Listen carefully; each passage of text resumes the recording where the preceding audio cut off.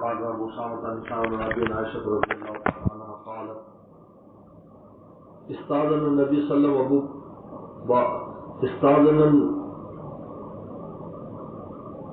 استاذن النبي صلی اللہ علیہ وسلم ابو بکر فی الخروج نشد العذاب قال وقيم قال يا رسول اتتما يذن لك قال صلی اللہ علیہ وسلم يقول اني لا ارجو ذلك.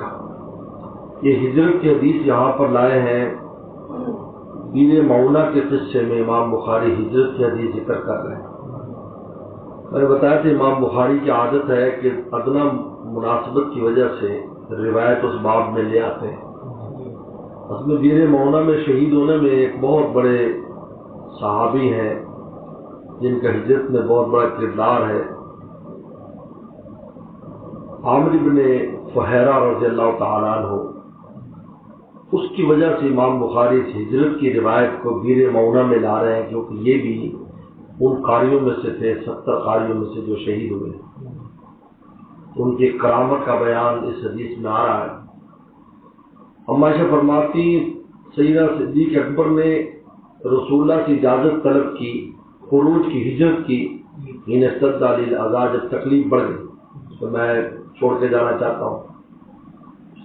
قالوا اقیم فرمایا نہیں ابھی نہ جاؤ تم ٹھہرو. رسول اللہ نے فرمایا قال یا رسول اللہ تطمئن یؤذن لک کہا کہ کیا آپ امید رکھتے ہیں کہ آپ کو اجازت مل جائے گی. قال سيقول لني لارجو ذلك مجھے امید ہے کہ مجھے بھی ہجرت کی اجازت ہو جائے گی. قال فانتظر ابو بکر اما فرماتے رسول اللہ و صدیق انتظار کرتے رہے. فتح وسلم ذات یوم ظہرا ایک دن ظہر کے رسول اللہ آئے اور ناداہ آواز دی فرمایا کہ او خرج باہر نکلو اخرج من عندک جتنے بھی لوگ ان کو نکال دو. تم بھی باہر نکلو اور جو گھر میں ایسے لوگ ہیں ان کو نکال دو. راز کی بات کرنی ہے. تم نے کہا کیا؟ ابو بکر قال انما میں بنتایا قال میری 2 بیٹیاں ہیں. بیٹیاں رازدان ہوتی ہیں. بیٹوں سے زیادہ رازدان اور دکھ درد بٹانے والی بیٹیاں ہوتی ہیں. بیٹے نہیں ہوتے. بیٹے تو شادی ہوتی کھوتے بن جاتے ہیں. پہلے انسان ہوتے ہیں پھر گدھے ہو جاتے ہیں. شادی ہوئی اور ادھر تیور بدل گئے. ایک مائی ہماری اماں کے پاس پرانی خادمہ آتی کہتے کہ پتہ نہیں 16 سال 20 سال ماں باپ بیچارے لکھاتے پڑھاتے ہیں. ایک رات میں ایسا سبق پڑھاتی آنے والی کہ سارا سبق پچھلا ڈیلیٹ کرا دیتی ہے. ہما ابن تایا واقعی تجربہ بھی ہے. جن کی بیٹیاں نہیں تھی نا جی جن لوگوں کی تو آخری دن بڑی مشکل ہوئی کیونکہ بیٹوں نے سنبھالا نہیں تو بیٹیاں تھی اور نہ بیٹیاں سنبھال لیتی. ہما ابن عطا فرماتے میری 2 بیٹیاں یعنی یہ رازدان ہے کوئی ضرورت نہیں ان کو نکالنے کی. وہ اما عائشہ صدیقہ تھی زینہا اور ایک اسماء رضی اللہ عنہا جو بڑی بہن ہے دونوں تھی. اب آپ نے پھر بات بیان کر دی. اشعرت انہ قد اذن لی فی الخروج تاکہ تجھے پتہ ہے مجھے ہجرت کی اجازت مل گئی. قال یا رسول اللہ صحبہ کہ اللہ نبی ساتھ جاؤں گا میں. صحبہ اور صحبہ پر میں ساتھ جاؤں گا. قال یا رسول اللہ عندی ناقتان اب میرے پاس 2 اونٹنیاں ہیں. قد كنت عادت بالخروج جو میں نے ہجرت کے لیے تیار کی. موٹی تازیوں کو تکڑا کیا ہوا ہے لمبے سفر کے لیے. یہ پتہ نہیں کہاں جانا ہو وہاں تو سارے سفر روڈ پر ہی ہوتے تھے. پاک صلی اللہ علیہ وسلم احداہما رسول اللہ کو ایک دے دی ہی الجدعاء اس کا نام جدعاء تھا. اب رکھو یہ ایک ہی اونٹنی ہے جدعاء عذبا قصوا یہ ایک ہی اونٹنی کے نام ہے. جدعاء یہی عذبا ہے یہی قصوا ہے. یہ بڑی خاص اونٹنی تھی پیغمبر السلام کی کہ جب وحی الہی آتی تھی تو یہ بوجھ رسول اللہ کا برداشت کر لیتی تھی ورنہ اونٹ بھی ہوتا تو بیٹھ جاتی. اونٹنی کی الگ یہ چلتی رہتی تھی اور وہی آتی رہتی تھی. سلم کا بوجھ اٹھا لیتی اور سلم کے ساتھ بہت خاص اس کو محبت اور مناسبت تھی. اس لیے آپ کے انتقال کے بعد پیغمبر السلام کی رحلت کے بعد یہ جب آئی تو 4 سال کی عمر تھی اس کی. رسول اللہ خدمت میں جب آئی یہ ہم صدیق اکبر نے دی تھی نا لیکن رسول اللہ نے مفت نہیں لی پیسے دیے تھے. کیا میں ہجرت میں کسی کی مدد نہیں چاہتا. ہجرت کی اہمیت اتنی ہے لہٰذا آپ نے ان کو وہ دیے اس کے پیسے ادا کیے. تو 11 سال آپ کے پاس رہی تقریباً. پورا مدینہ شریف کا پورا وقت اس پر گزرا. اس کے بعد جب آپ علیہ السلام دنیا چلے گئے تو اس کو چھوڑ دیا گیا، تو یہ جنت البقیع میں جگہ پر بیٹھتی تھی، وہیں اس کی خدمت سب کرتے تھے اور روتی رہتی تھی، آنسو چلتے رہتے تھے اور پھرتی رہتی تھی جیسے دیوانہ اور پھرتا ہے فراق میں، فراق یار میں روتا رہتا ہے۔ پھر وہیں اس کا انتقال ہو گیا جنت البقیع کے اندر، وہ جنت البقیع سے پورے جنگل تھا، تو وہیں پر ان کا انتقال ہو گیا۔ سیدنا صدیق اکبر کے زمانے میں فوت ہو گئی تھی، سال 1.5 سال کے بعد ان کا انتقال ہو گیا۔ یہ جدعا فرقی بابو دونوں سوار ہوئے، اس پر سوار نہیں ہوئے، ان سواریوں پر یاد رکھو، یہ کسی اور سواری پر سوار ہوئے، کیونکہ وہاں سے تو پیدل نکلے مسفلہ کی جانب سے، مسفلہ جگہ آج بھی ہے، وہاں سے رسول اللہ نکلے تو سیدنا صدیق اکبر پھر آگے جا کر سوار ہوئے، لیکن اونٹنیاں وہاں نہیں آئیں، یہ اونٹنیاں تو وہاں آئیں جب رسول اللہ صلی اللہ علیہ وسلم غار ثور سے نکل کر ساحل سمندر پر پہنچ گئے، وہاں سے ان اونٹنیوں پر سوار ہوئے، ٹھیک ہے۔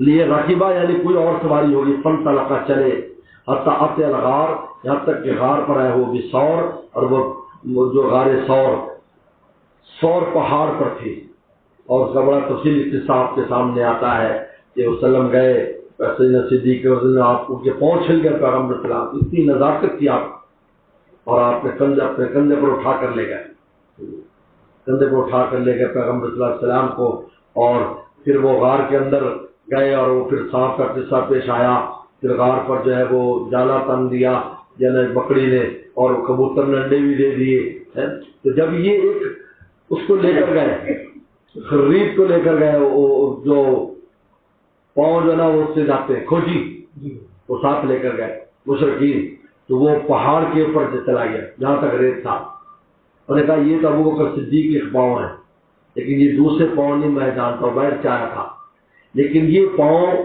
اس پاؤں کے نشان کی طرح ہے جو مقام ابراہیم پر رکھے ہیں، جو رسول اللہ صلی اللہ علیہ وسلم کی مشابہت حضرت ابراہیم علیہ السلام کے ساتھ تھی، کہ یہ پاؤں اس جیسے ہیں، کہ میں جانتا نہیں کون ہے یہ، لیکن یہ ابو بکر ابو قحافہ کے پاؤں ہیں، لیکن اب یہاں سے کہاں چلے گئے، اب قریبی غار تھی، لیکن کہاں کہ اس میں تو نہیں ہو سکتے، اس لیے کہ یہاں تو پتہ نہیں کب سے بکری اور انڈے دے کر کبوتری بیٹھی ہے، اور اندر رسول اللہ ہے اور ابو بکر صدیق ہے، یہ پھر وہ وہاں سے مایوس ہو کر چلے گئے، تو پھر رات کو اب سنیں فتوارے فقار فہرا غلام عبداللہ بن طفیل بن صخبرہ، عامر بن فہرا غلام تھے عبداللہ بن طفیل بن صخبرہ کے اخو عائشہ المیہ، جو اما عائشہ کے ماں شریک بھائی تھے، اما عائشہ کی جو والدہ تھی ام رمان، یہ پہلے بیوی تھی طفیل بن صخبرہ کی، طفیل بن صخبرہ سے ایک بیٹا ہوا تھا عبداللہ، یہ ساتھ لے کر آئی تھی، وہ فوت ہو گئے تھے اور صدیق نے شادی کر لی، انہوں نے کہا تھا کہ میں یہ بچہ ساتھ، چھوٹے تھے وہ بھی، یہ عبداللہ بن حضرت صدیق اکبر کے پاس پلے ہیں، یہ بڑے صحابہ میں سے یہ بھی اور صدیق کے پاس پلے، پھر ان میں سے 2 بچے ہوئے، اما عائشہ ہوئی اور عبد الرحمن بن ابی بکر ہوئے، 2 بچے ان میں سے، اور ایک یہ تھے لومیہ، تو وہ جب پیچھے سے آئے تو وراثت میں یہ عامر بن فہرا غلام لے کر آئے تھے، اور انہوں نے یہ غلام حضرت صدیق کو ہدیہ کر دیا تھا اپنے ابا جان کو، کہ ابا یہ میں نے آپ کو ہدیہ کر دیا، آپ کی خدمت کرے گا، تو سیدنا صدیق اکبر کی وہ خدمت کرتے تھے عامر بن فہرا، اور اس ہجرت میں ان کا بہت بڑا کردار ہے، جب آپ بات چھپ گئے تو کیا کرتے، عامر بن فہرا کیا کرتے تھے، یہ پہلے عامر بن فہرا تعارف کرایا کہ کون تھے، یہ عبداللہ بن طفیل بن صخبرہ اخو عائشہ لومیہ، سمجھو اما عائشہ کے جو اخیافی بھائی ہیں، ماں ایک ہے باپ الگ ہے۔ کان ابی بکر بن حتم، ابو بکر صدیق کے پاس اونٹنی تھی دودھ والی، کان یروج اب یغدو علیم، وہ صبح شام لاتے تھے، صبح شام، صبح کو بالکل اس وقت لاتے جب جو ہے نا وہ ابھی پوری طرح روشنی ہوتی تھی، اور شام کو اس وقت جب مغرب ہو جاتی تب آتے تھے، وہاں دودھ پلا کر لے جاتے، لوگوں کو پتہ نہیں چلتا،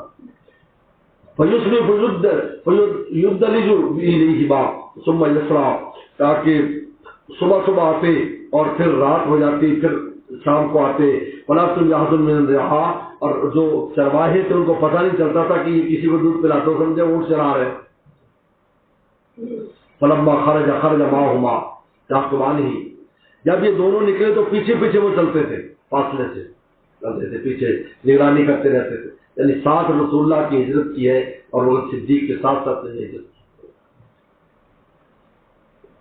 حتیٰ کہ مدینہ آ گئے. فقتل انفر یوم بیر مونا، یہ ہے جیسے لائے امام بخاری. حالانکہ ہجرت کا قصہ الگ ہے، لیکن یہاں لائے کہ ہم نے فہرا بھی بیر مونا میں شہید ہو گئے. عمرو فہرا والے اسامہ، آپ یہاں کیوں لائے؟ عمرو فہرا کا ذکر الگ سے کیوں کیا 70 قاریوں میں؟ اس کی وجہ یہ آ رہی. ان اسامہ قال شاہ اکبر نے ابھی قال وقتل الذين بیر مونا، بیر مونا میں جب شہید ہو گئے اسی عمرو امیہ زمری، عمرو زمیہ قیدی ہو گئے. بتائیے وہ صحابی تھے جن کا پاؤں معذور تھا. قال عمرو طفیل، عمرو طفیل ان کو آزاد کر دیا تھا اپنے ماں کی نظر کی وجہ سے. میں نے کہا من ہاذا، یہ کون ہے؟ پوچھا جو شہدا تھے نا عمرو طفیل کے بھائی، پوچھا عمرو فہرا یہ کون ہے؟ اشارہ قتیلی. اور عمرو امیہ نے کہا ہاذا عمرو بن فہرا، کیا عمرو بن فہرا ہے؟ قال قد رأیت بعد ما قتل، تاکہ میں نے اس کو دیکھا جب یہ مارا گیا. رفع الى السماء، تو یہ آسمان کی طرف اٹھا لیا گیا، یعنی اوپر لے گیا اس کو.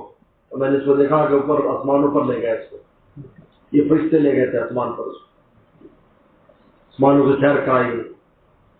حتیٰ انی لانظر السماء بین و بین الارض، یہاں تک کہ میں زمین آسمان در ان کو دیکھ رہا تھا. ثم اس کو زمین پر رکھ دیا گیا. اور تن نبی صلی اللہ علیہ وسلم خبرہم، پیغمبر صلی اللہ علیہ وسلم کے پاس ان دیر مونمر خبر آ گئی تھی. فناؤں، تو آپ نے ان کی موت کی خبر صحابہ کو دی. قال ان صحابہ کو تصیبوا، کہ تمہارے ساتھی جو ہے وہ شہید ہو گئے ہیں. انہم قد سالوا ربہم، انہوں نے اپنے رب سے سوال کیا ہے. قالوا ربنا اخبر عنا اخواننا، اے اللہ خبر دے دے ہمارے بھائیوں کو. ما رضینا عنکا، ہم آپ سے راضی، رضیتا عنہ، آپ ہم سے راضی ہیں. ربنا عنہ وصیل جنفین، عروۃ بن اسماء بن سلف، ان شہید ہونے والوں میں عروۃ بن اسماء بن سلف بھی ہیں. سمع عروۃ بھی، عروۃ بن زبیر کا نام ان کے نام پر رکھا گیا. اصل میں یہ جو عروۃ بن سلف تھے نا جی، یہ شہید ہوئے. حضرت زبیر کا بڑا تعلق تھا ان کے ساتھ، اس قاری صاحب کے ساتھ، جو پھر اپنے بیٹے عروہ کا نام ان پر رکھا ہے. اور دوسرے منذر بن عمر جن کو امیر بنایا تھا. سم بھی منذرن، حضرت زبیر نے اپنے اس کے چھوٹے بیٹے کا نام منذر رکھا. جن لوگ قاریوں کے نام پر اپنے بچوں کے نام رکھے جو بیر مونا میں شہید ہوئے تھے. ایک کا نام عروہ رکھا، ایک کا نام منذر رکھا.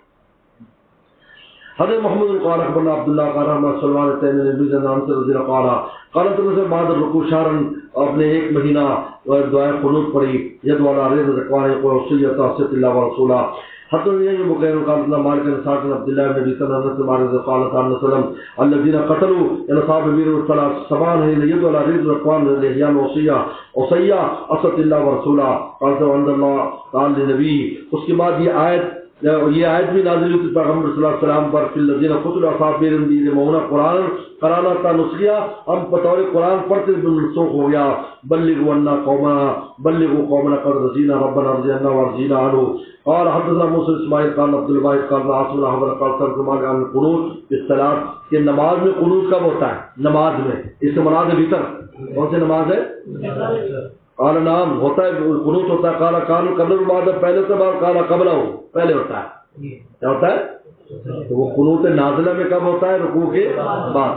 ان فلان اخبر نے ان کا، تو کہا مجھے کسی نے کہا ہے کہ ان کا کل آپ کہتے ہو بعد ہو کے بعد میں ہوتا ہے. قال کذب، جھوٹ بولتا ہے. انما قال رسول اللہ بعد رکوع شهرا، وہ تو ایک مہینہ رسول اللہ نے رکوع کے بعد قنوت پڑھی تھی. انه قال بعض الناس يقال قراء فضل الى ناس مشركين وبينهم وبين وسلم عاد قبلهم فظهر هؤلاء الذين كان بينهم وبين وسلم عاد، تاکہ انہوں نے غداری کی عہد کے باوجود رسول اللہ سے. فقال رسول اللہ بعد رکوع شهرا يدعو عليهم، تو ایک مہینے تک ان کے خلاف بد دعا کرتے رہے. یہ بیر مونا قصہ یہ احد کے بعد اور خندق سے پہلے پیش آیا ہے. یہ اب یہاں سے باب غزوۃ الخندق، امام بخاری نے خندق شروع کی ہوئی الاحزاب.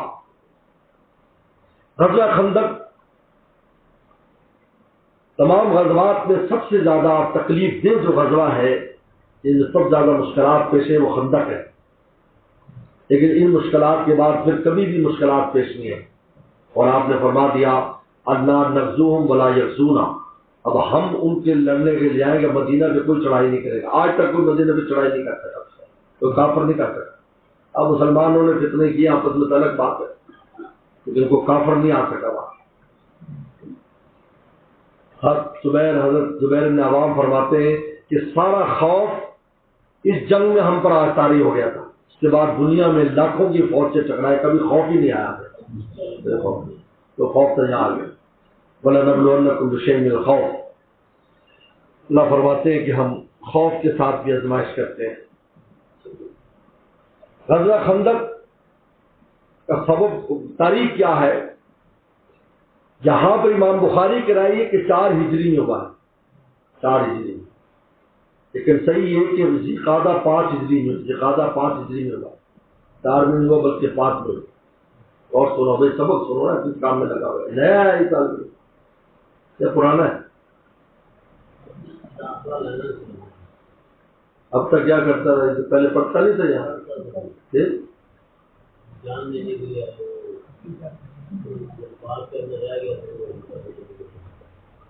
اس سال کا ہے؟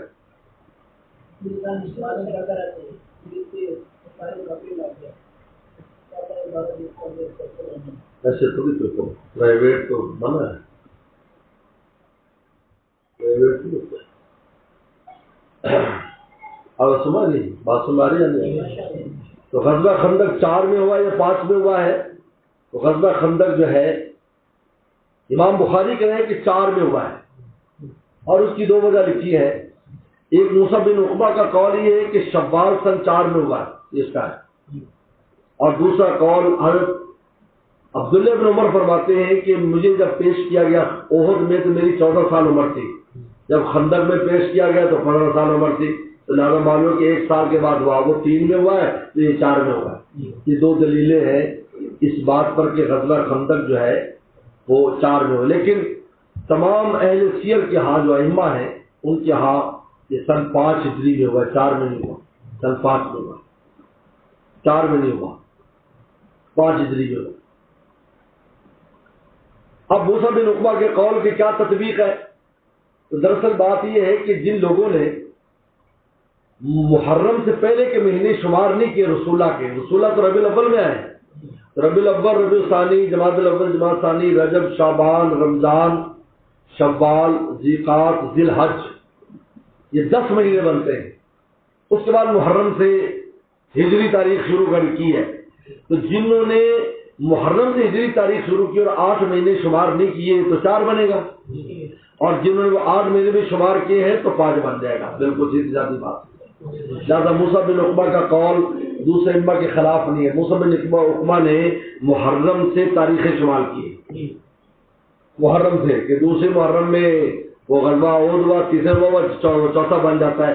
لیکن اگر ہم ربیع الاول سے شمار کریں، ہجرت ہجری تو ہجرت سے ہے نا، تو پھر 8 مہینے یہ بھی شامل کرو گے آپ، تو لازمی بات ہے جب 8 مہینے شامل کرو گے تو غزوہ خندق جو ہے وہ 5 ہجری میں ہوتا ہے، ذوالقعدہ 5 ہجری، 5 ذوالقعدہ جو ہے نا وہ 5 ہجری میں ہوا ہے، 4 مہینے۔ اب عبداللہ بن عمر کا مسئلہ، انہوں نے کہا میں آیا تو 14 سال کا تھا، پھر میں وہ ہوا یوں کہ جب غزوہ خندق شروع ہوا، غزوہ احد شروع ہوا، اس وقت ان کی عمر 14 سال میں شروع ہوئی تھی، یعنی 14 سال میں داخل ہوئے، 13 پوری کر کے 14 میں۔ اب 14 پورا گزرا، 15 کے اندر جب 15 مکمل ہو گیا تو 15 سال عمر ہے، اس وقت غزوہ خندق ہوا ہے اصل میں، تو وہ 15 سال یوں بن جاتے ہیں، پورا 2 سال بیچ میں سے گزرتے ہیں، 14 سال بھی اور 15 سال بھی، یہ 15 کے آخر میں یا 16 کے شروع میں، تو وہ 15 سال اس طرح شمار کیا ہے۔ تو وہ جو 14 شمار کے اصل میں وہ 13 ہی تھے، لیکن وہ 14 میں لگ گئے تو ان کا جی میں 14 سال کا ہوں، زیادہ مجھے شامل کیا جاتا نہیں، 14 سال کا نہیں جا سکتا، 15 سال کا جائے گا۔ تو جب غزوہ جو ہے احد ہوا ہے اس وقت وہ 14 میں داخل ہوئے، تو پورا 1 سال گزرا تو 15 آ گیا، اب 15 گزرا تو جب 16 شروع ہو تو 15 سال عمر ہے نا پوری، تو اس لیے لہذا یہ دونوں روایتیں عبداللہ بن عمر کا قول یہ اس کے خلاف نہیں ہے، لہذا اس پر اتفاق ہے کہ غزوہ خندق جو ہے وہ سن 15 یعنی 5 ہجری میں اور ذوالقعدہ میں ہوا ہے۔ اس کا سبب کیا ہے؟ سبب یہ ہے کہ بنو نذیر والے جن کو نکالا گیا تھا، یہ بڑے بدماش تھے، ان میں ہوئی اختب بڑا سردار تھا، اس خبیث نے جا کر پورے عرب میں آگ لگائی، پہلے تو مکہ شریف گیا، ان کو تیار کیا، اس کے بعد غطفان جو ہے نجد گیا، پھر قبیلے ملا، تو 10,000 کی فوج تیار کر لی، جن میں 3,000 تو قریشی تھے، 3,000 قریشی، اور 5,000 یا 5,500 یہ غطفانی، اور باقی 100 200 500 600 400 کر کے پورے 10,000 یہ تو باہر سے آئے، اور اندر سے بنو قریظہ والوں سے رابطہ کیا، انہوں نے کہا کہ دیکھو اتنی بڑی فوج آ رہی ہے، یہ نہیں اب یہ بچنے والے نہیں ہیں، لہٰذا ان کے ساتھ معاہدہ کا تمہیں کوئی فائدہ نہیں، لہذا تم بھی لڑائی میں شامل ہو جاؤ۔ انہوں نے اس عہد کو توڑ دیا جو رسول اللہ سے کیا ہوا تھا، حالانکہ آپ نے پیغام بھی بھجوایا، آ رہا ہے اس کے اندر حضرت جو ہے سعد بن معاذ کے ذریعے پیغام، ان کے دوست تھے حضرت زبیر عوام کے ذریعے، نے کہا جی بہت شر ہے، اتنا شر ہے کہ بیان سے باہر ہے، اتنا شر ہے، یعنی اتنا دباؤ بڑھ گیا تھا۔ اب جب یہ سنا تو پھر مشورہ کیا کرے، تو حضرت سلمان فارسی نے کہا کہ ہمارے ہاں جو جنگ ہوتی ہے اس میں ہم اگر دشمن جاتا تو خندقیں کھودتے ہیں، اس خندق کا فائدہ ہوتا ہے کہ زور ٹوٹ جاتا ہے دشمن کا جو آتا ہے ایسے کر کے، تو پھر آہستہ آہستہ پھر دشمن کو ختم کرتے ہیں آہستہ آہستہ۔ یہ بڑا عجیب حکمت عملی تھی، عرب اس سے واقف نہیں تھے۔ تو پیغمبر صلی اللہ علیہ وسلم نے، اب یہ دیکھو جس طرح میں جس رخ پر بیٹھا ہوں، یہ مسجد نبوی کا رخ ہے، ادھر ہی قبلہ ہے مسجد نبوی کا جنوب میں، اور شمال میں جو نا اس طرف، یعنی یہ جو یہ شمال میں ادھر میری پچھلی طرف شمال میں جو ہے وہ احد پہاڑ ہے، ادھر احد پہاڑ ہے پیچھے، اور یہ سامنے مسجد قبلہ اس طرف ہے، ٹھیک ہے، یہ رخ ہے، اور یہ مشرق ہے، یہ مغرب ہے، یہ مشرق ہے، یہ مغرب ہے، ادھر بھی کالے پتھر ہیں، ادھر بھی کالے پتھر ہے، ہررا، یہ ہررا کا علاقہ ہے دونوں طرف، ادھر بھی ہے، اس طرف ایئرپورٹ جاؤ آپ کالے کالے پتھر ملیں گے، اور اس طرف بھی مغرب کی جانب بھی ہررا ہے، سمجھے نہیں؟ مغرب کی جانب سلا پہاڑ ہے، سلا پہاڑ کیا ہے؟ سلا پہاڑ۔ اب یہ جو جنوب و شمال ہے یہ محفوظ ہے، اس لیے کہ یہاں پہاڑ ہے، کہ ادھر احد پہاڑ ہے، ادھر بھی پہاڑ ہے سامنے، اور آبادی ہے، باغات ہیں، سب ہے، لیکن یہ جو علاقہ ہے جو آپ یہ سمجھے کہ اس طرف کا جو علاقہ ہے، یہ جو آپ مغرب کی جانب کا جو علاقہ ہے، اس علاقے کے اندر یہ خالی ہے، 3.5 میل کا علاقہ خالی ہے جہاں سے دشمن آتا ہے، تو یہاں جبل صلہ ہے، یہاں پر جبل صلہ ہے اس طرف مغرب میں، تو رسول اللہ نے اس طریقے پر خندق کھودی ہے، اس طرح سے ایسے یہ مشرق سے مغرب میں لائے، مغرب سے مشرق کے درمیان کھود دیا، مشرق اور مغرب کے درمیان۔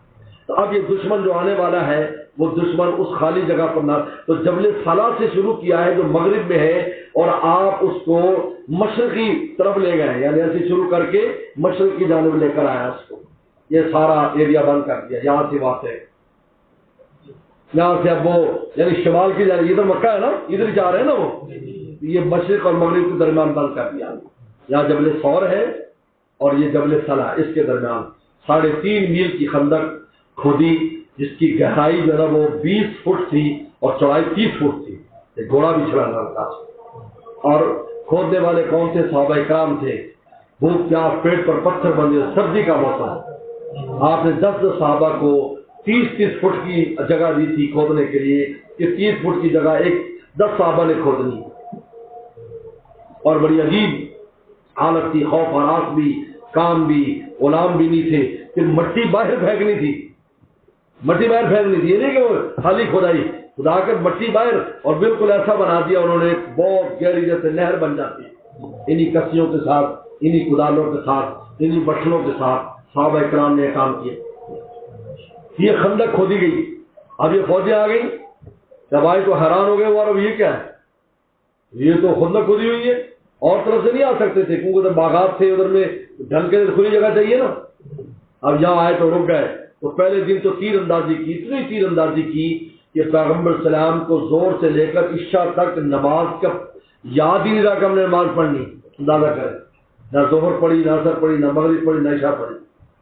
رات کو جب تھم گیا، جنگ بندی ہو گئی، تب جا کر رسول اللہ نے پہلے ظہر پڑھائی، پھر عصر پڑھائی، پھر مغرب پڑھائی، پھر عشاء پڑھائی۔ عشاء اس لیے قضا اس کو کہا جاتا ہے کہ وہ لیٹ بہت ہوئی، لیکن ان کا زور ٹوٹ گیا، اب آہستہ آہستہ اب وہ محاصرہ ہوا، اندر سے بھی انہوں نے شرارت شروع کر دی بنو قریظہ کے ساتھ کہ تم اندر سے کچھ کرو، منافقین کے ساتھ۔ پھر وہ قصہ پیش آیا کہ عورتوں کے ہاں حملہ کرنے کے لیے یہودی اپنے عورتوں کے قلعے بند کر دیا تھا ایک جگہ پر، بچے اور عورتیں، تو پھر وہ ایک یہودی حملہ کرنے کے لیے آیا معلومات لینے کے لیے، اور اسما نے جناب باہر نکل کر لکڑی کے ساتھ اس کے سر پہ زور سے لکڑی ماری، اس کو قتل کر دی۔ لیکن بہت زیادہ حالات سخت ہو گئے، بہت حالات سخت ہو گئے، یہاں تک کہ پیغمبر صلی اللہ علیہ وسلم نے اقرا بن حابس بنو غطفان کا سردار تھا، آپ نے مشورہ کیا صحابہ اکرام سے، اور صاحب معاذ ان صحابہ اکرام سے کہ بھائی اگر تم مشورہ دو، یہ ہم اقرا بن حابس یہ تو صرف لالچ کے لیے آئے ہیں، ان کا کوئی مقصد نہیں، کیونکہ وہ یہاں تو بہت دور رہتے ہیں، یہ قریب تو مکہ والے، لڑائی ہماری مکہ والوں کے ساتھ ہے یا یہودیوں کے ساتھ ہے، ہم اگر ان کو کچھ لے دے کے راضی کر لیں کہ بھئی ہم تمہیں اتنی فصل دے دیا کریں گے اپنی سالانہ، تو تم چلے جاؤ، ان کا زور ٹوٹ جائے گا۔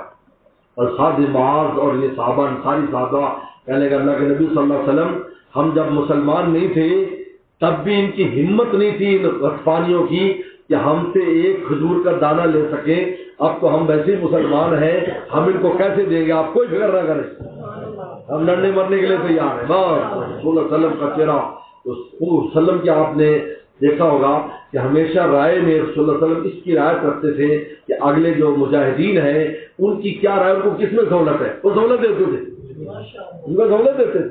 انہوں نے کہا کہ نہیں ہم تو لڑنے کو تیار، ایسے کچھ نہیں ہے، فرمایا کہ ٹھیک ہے اگر ایسی بات ہے تو بالکل ٹھیک۔ بس اس کے بعد 20 دن گزر گئے، اس میں کئی واقعات، بہت واقعات پیش آئے، اور 20 دن کے بعد پیغمبر صلی اللہ علیہ وسلم دعائیں کرتے رہے، اللہ سے مانگتے رہے۔ ابو مسعود الاشجعی ایک صحابی ہے، نئے نئے مسلمان ہوتے، انہوں نے کہا اللہ کے رسول میں ابھی نیا مسلمان ہوں، میرے بارے میں کسی کو پتہ نہیں ہے، اور میں ان سب کا دوست ہوں، میں قریشیوں کو بھی دوست ہوں، اقرا بن حابس کا بھی دوست ہوں، میں بنو قریظہ والے یہودیوں کا بھی دوست ہوں، اگر مجھے اجازت دے تو میں کچھ کروں؟ انہوں نے کہا جا کرو۔ انہوں نے کہا جی میں جو بھی چاہے کہوں کہ الحرب خدعۃ، فرمایا کہ جنگ جو ہے وہ دھوکہ کا نام ہے۔ وہ چلے گئے، پہلے بنو قریظہ والے کے پاس گئے، کہا تم کیا کر رہے ہو، یہ تو چلے جائیں گے تمہیں بہت مار پڑے گی۔ انہوں نے کہا پھر کیا کریں، یہ بھاگ جائیں گے، تھوڑا سا کچھ دن کے بعد بھاگ جائیں گے، کب تک بیٹھے رہیں گے، یہ تو باہر سے ہیں سارے یہ عرب لوگ، تمہیں مروائیں گے، تمہارے پہلے تمہیں بنو نذیر بنو قینقاع کا انجام تمہارے سامنے نہیں۔ انہوں نے کہا پھر کیا کریں، کہا ان کو پکا کرنا ہو ان سے آدمی لے کر رہن رکھواؤ، اپنے آدمی رہن رکھو ہمارے پاس، ایسا نہ ہو کہ تم بھاگ جاؤ، کچھ سردار دو ہمیں جو ہم اپنے قلعے میں رکھیں۔ اس کے بعد ابو سفیان کے پاس عقل الحابس کے پاس آیا، کہا کہ وہ لوگ پچھتا رہے ہیں، اب وہ کہتے ہیں تمہارے کوئی بندے لے کر رسول اللہ کو دے دیں تاکہ رسول اللہ راضی ہو جائے، کیونکہ وہ معاہدہ توڑ کر پچھتا رہے ہیں۔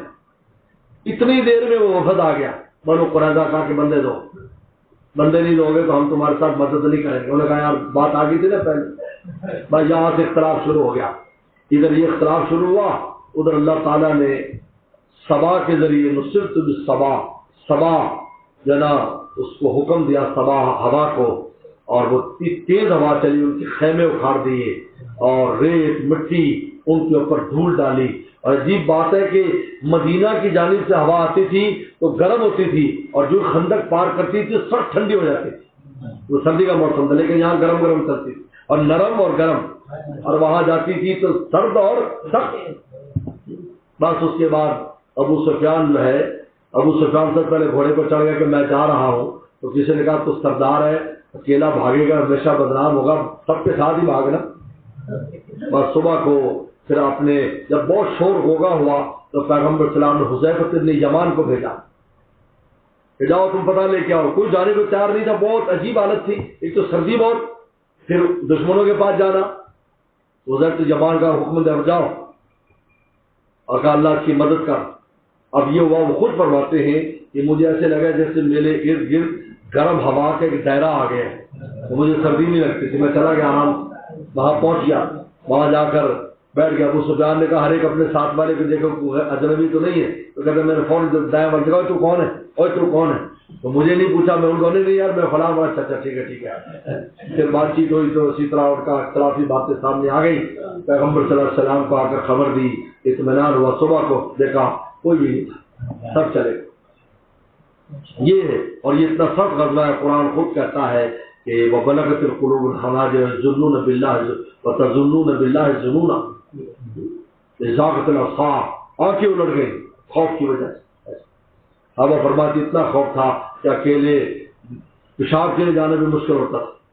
تو یہ غزوہ خندق ہے، یہ الاحزاب حزب کی جمع جماعتیں. تو پورا جو شروع کا سورہ احزاب ہے وہ اسی کے بارے میں. یہ مدینے کے ساتھ ہی ہے، بمشکل اس زمانے کے اعتبار سے 1.25 میل ہوگا وہاں سے شروع ہوئی ہے، لیکن آگے جا گئی ہے وہ تو کافی دور تک گئی، 3.5 میل چلی گئی آگے. ہاں جی. تو مدینہ شریف اس وقت تو مدینہ چونکہ چھوٹا تھا تو یہ باہر تھی، لیکن اب تو بالکل اندر ہی ہے. یعنی مسجد نبی سے جب نکلتے ہیں تو جبل صلاح نظر آتا ہے، اس کے بیک سائڈ پر 7 مسجدیں ہیں، سب ہے مساجد. یہ 7 مسجدیں 7 کیمپ ہیں. اصل صحابہ مختلف قوم کیمپ تھے جن سے جا کر کھدائی کرتے تھے، تو رسول اللہ وہاں کبھی نمازیں پڑھاتے تھے. ترکوں نے وہاں مسجدیں بناتی، 7 مسجدیں، تو زیارت گاہ ہے. لیکن اب ایک بڑی مسجد بنا دی، اس میں تقریباً 3 مسجدیں اسی میں آگے بڑی مسجد، اس کا نام ہے جامع الخندق جی. تو اس میں مسجد فتح ہے جہاں دعا قبول ہوتی، جبل صلاح کے اوپر ہے، آج بھی ہے. میں اکثر مدینہ جاتا ہوں تو میرے اسٹیٹس پر اکثر لگی ہوتی، کیونکہ وہاں اب بھی جابر عبداللہ فرماتے ہر بدھ کو زور اثر کے درمیان دعا قبول ہوتی اب بھی. ہم حاجیوں کو تاکید کرتے ہیں، خود بھی میرا عمل ہے، جتنے بھی بدھ آئیں گے مدینہ شریف میں تو وہاں ضرور جائیں گے اور وہاں زور اثر درمیان دعا کرتے ہیں. بہت عرب لوگ آتے ہیں، عرب لوگ آتے ہیں، مدینہ والے بہت آتے ہیں اس دن. اب اس کو اچھا بنا دیا ہے، سیڑھیاں پہلے نہیں تھا، اب سیڑھیاں ویڑیاں بنا دی نہیں گورنمنٹ نے، اور جو مسجدیں رہ گئی تو ان کو بھی اچھا کر رہے ہیں. یہ کل تو سلفیت کی ہر چیز کو پناہ کر دیا تھا انہوں نے. تو بہر یہ تو قال موسیٰ کان فی شوال سنہ 4، موسیٰ بن عقبہ کہتے ہیں کہ شوال 4 ہجری میں. حضرت یعقوب ابراہیم قال یحیی سید عبید اللہ قال اخبرنا نافع ابن عمر صلی اللہ علیہ وسلم عرض یوم احد و ابن 14، کہا کہ ابن عمر پیش ہوئے صلی اللہ علیہ وسلم نے تو 14 سال کے تھے احد میں. فلم یوجد اپنی اجازت وارض یوم الخندق خندق پیش ہوئے اور ابن 15 تو آپ نے 15 سال کے تھے، اجازت آپ نے اجازت دے دی. تو یہ میں بتایا کہ 14واں سال شروع ہوا تھا تو پیش ہوئے تھے، اور پھر 15 مکمل ہونے کے بعد خندق میں پیش ہوئے، تو لہذا ان کی عمر وہ 2 سال تقریباً بیچ میں بن جاتے ہیں، لہذا 3 میں وہ ہوا 5 میں ہی ہوا. حدثنا قتيبة قال ابن عبد العزيز النبي حازم ثاني صاحب قال كنا مع رسول الله صلى الله عليه وسلم في الخندق ويحفرون، کہا کہ وہ کھود رہے تھے خندق کو، ننقل تراب على اقدادنا، انہوں نے کندھوں پر مٹی نقل کرتے اٹھا کر دیا. رسول وسلم آپ یہ پڑھتے تھے رسول اللہ اللهم لا عيش الا عيش الاخرة فضل الانصار وابن المهاجرين والانصار، اللہ مہاجر انصار کی معاف فرما اور اصل عیش آخرت کی عیش ہے. انا عبداللہ محمد قال ابن مالک عمرو قال ابن ابو اسحاق عن حمید سے يقول خرج له الى الخندق فجمعنا من يعفرون في غداة باردة، رسول اللہ نکلے خندق جان تو صبح ٹھنڈی صبح میں صحابہ کرام کھود رہے تھے جناب وہ خندق کو. فلم يكن عبيد يعملون ذلك لهم، غلام بھی نہیں تھے جو کام کرے. فلما راى ما نصب الوجوه، جب آپ نے تھکاوٹ اور بھوک دیکھی تو یہ کہا اللهم ان العيش عيش الاخرة فضل انسان بل مہاجرہ، اللہ زندگی آخرت کی زندگی انسان محمد معاف فرما. اور مجیب تو ان کے جواب میں صحابہ کہتے تھے نحن الذین بایعوا محمدا علی الجہاد مع زور آواز سے سلم زور سے کہتے تھے اللهم لا عائشہ. صحابہ آگے سے جواب دیتے ہیں جب نحن الذین بایعوا محمدا، اس طریقے جوش جذبے کے ساتھ کام کر رہے وسلم وہاں کھڑے. اللہ اکبر، کیا صحابہ کا جذب، اللہ کے نبی کھڑے ہیں اور صحابہ کام کر رہے ہیں اور آپ ان کو آگے سے بات فرما رہے.